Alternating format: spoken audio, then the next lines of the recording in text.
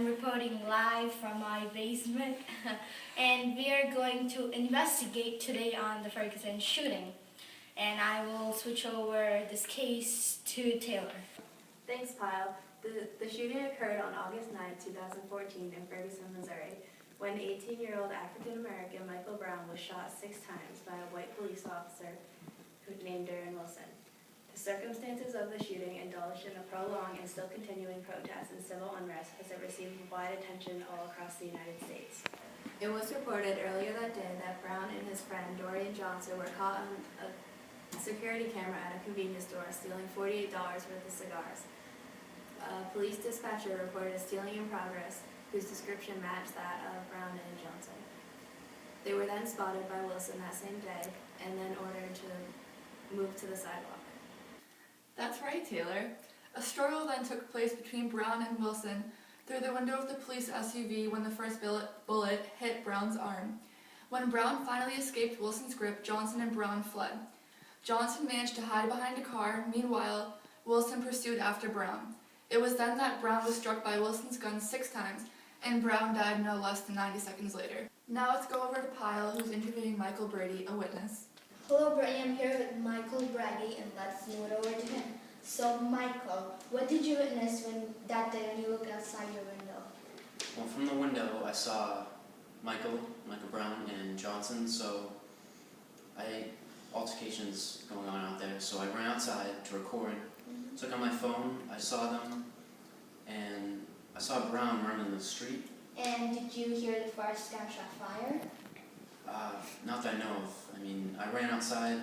The gap between from the time I was inside and out, I could be wrong, but I didn't hear any gunshots. So I ran out, and Johnson hid behind the trunk, ran behind the trunk, and Johnson escaped. And while he was running out the street, Wilson exited his car and just started shooting multiple shots. And that's all you saw? Those are the only shots I found. Thanks, Michael. Now let's switch it over to Dorian Johnson and hear what he has to say about the incident. My friend, we was walking down the street, in the middle of the street, and we wasn't causing any harm to nobody. We had no weapons on us at all. We just walking, having a conversation. No cars were blowing at us or honking at us like we was holding up traffic or anything like that. Now, a police officer squad car pulled up, and when he pulled up, these was his exact words. He said, "Get the F on the sidewalk."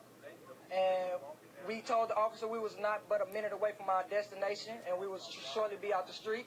We was having a conversation, and he went about his way for about 1 or 2 seconds as we continued to walk, and then he reversed his car, and in a manner to where it almost hit us, and it blocked both lanes off the way he turned his car.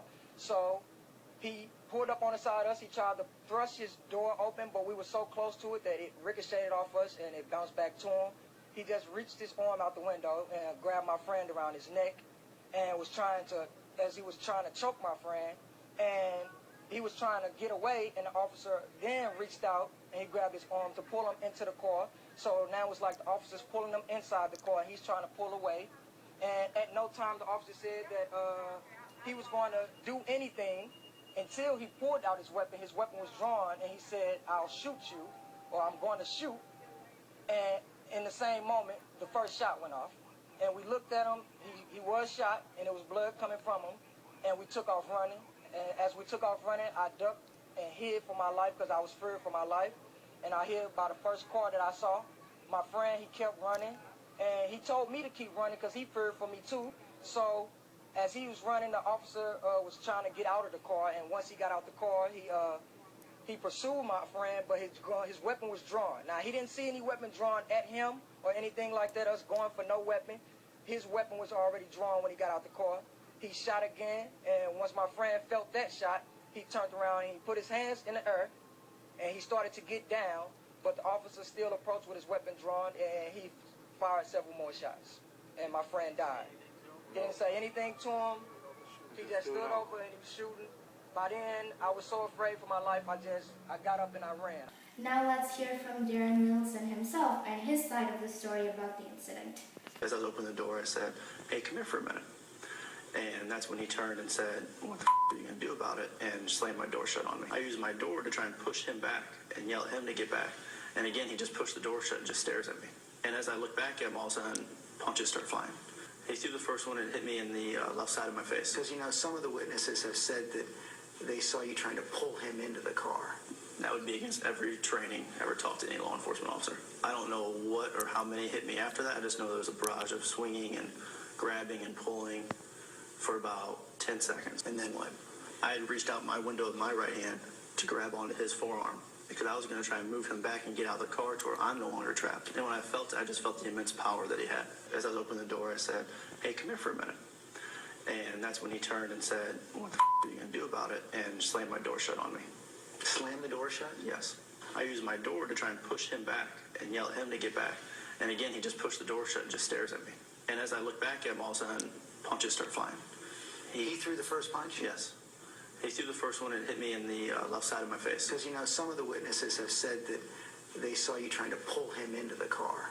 That would be against every training ever taught to any law enforcement officer. I don't know what or how many hit me after that. I just know there was a barrage of swinging and grabbing and pulling for about 10 seconds. If he hasn't stopped yet, when's he gonna stop? After he's coming at me and I decided to shoot, I fired a series of shots and paused. What did you see? I noticed at least one of them hit him. I don't know where, but I saw his body kind of just flinch a little.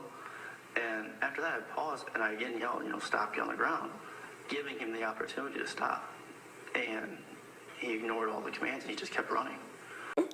This civil unrest finally came to an end this Monday, the 24th of November, when the grand jury chose not to indict Darren Wilson on the case of shooting an unarmed black teenager.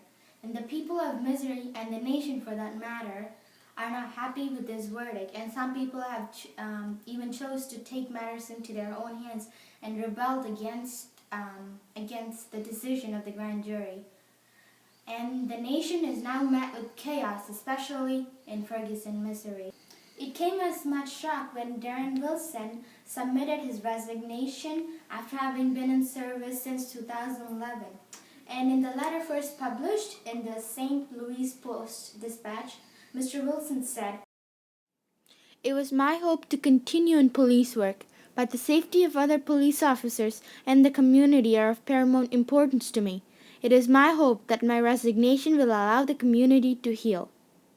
A nation has gathered in unity to protest the decisions made by the grand jury all across the United States. And the future of Ferguson, Missouri still remains a mystery and a thing behind the past. Signing off, this is your host, Payal, from ABCD News, and I hope you have a good day.